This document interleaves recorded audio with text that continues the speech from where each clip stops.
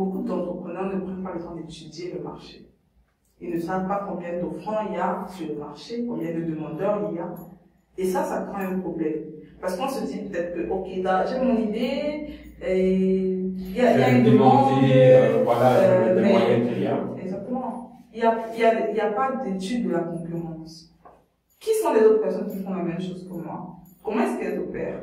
Ça, c'est important à savoir avant de se lancer. Parce que si on ne sait pas combien de personnes font la même chose que nous, les outils qu'ils utilisent, les stratégies, ça devient compliqué en fait. On ne pourra pas les corriger pour se positionner par rapport à eux. Exactement. Et aussi, il y a ce problème d'environnement externe.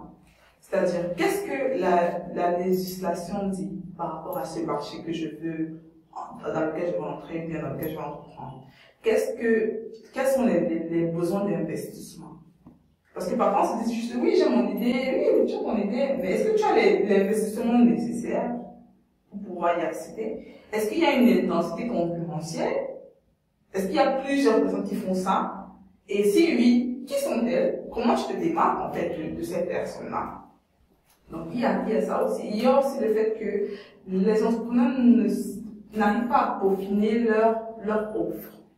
Parce que il y a ce qu'on appelle aussi, comment dire ça, le canevas de proposition de valeur. Oui. Le canevas de proposition de valeur, c'est qu'est-ce que ton client souhaite réellement? Son besoin réel. Qu'est-ce qu'il souhaite réellement?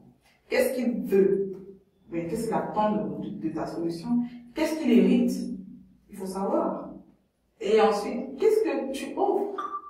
Et comment est-ce que tu soulages ces attentes? Comment est-ce que tu atténues ces irritations? Comment est-ce que tu présentes ton offre?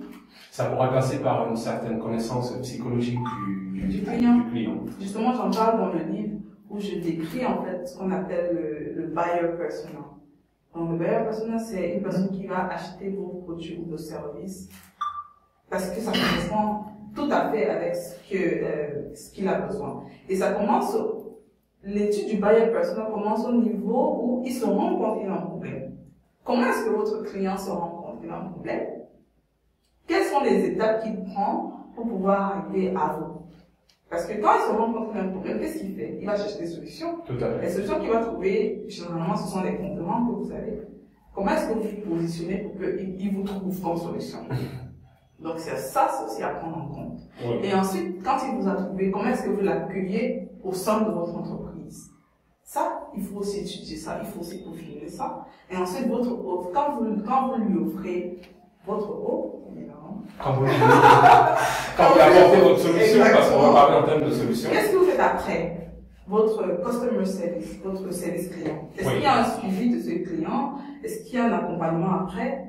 C'est à prendre en compte. Service après-vente. Exactement. Et comment est-ce que vous gardez le contact avec ce client?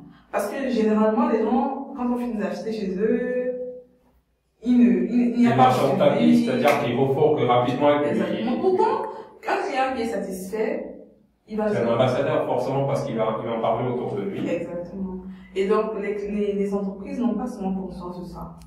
Et quand ils vont vers, par exemple, dans un marché, ils échouent, pas parce qu'ils n'ont pas, par exemple, des moyens ou ils n'ont pas mis en place tous les investissements nécessaires, mais juste parce qu'ils n'ont pas étudié le marché, ils n'ont pas compris quel est leur client.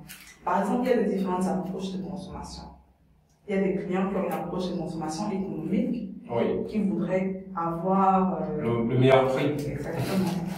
Donc ceux-là, ils sont capables d'appeler tous les concurrents pour savoir quel est le meilleur prix par rapport au service qu'ils souhaitent avoir. Maintenant, quand cette personne-là est en face de vous, qu'est-ce que vous avez prévu pour ce genre de consommation? Tout à fait.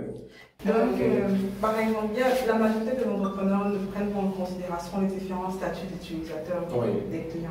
Tout à fait. Donc, il y a le non-utilisateur qui n'a jamais utilisé le produit et qui a besoin. On a besoin d'une sorte d'éducation en fait sur le produit. Exactement. Il y a des prospects qui sont à la recherche, par exemple, l'homme économique, là, qui va rechercher une sorte de profit, c'est-à-dire le coût le plus bas. Quelles sont les stratégies en place pour le retenir? Ensuite, il y a des utilisateurs freemium.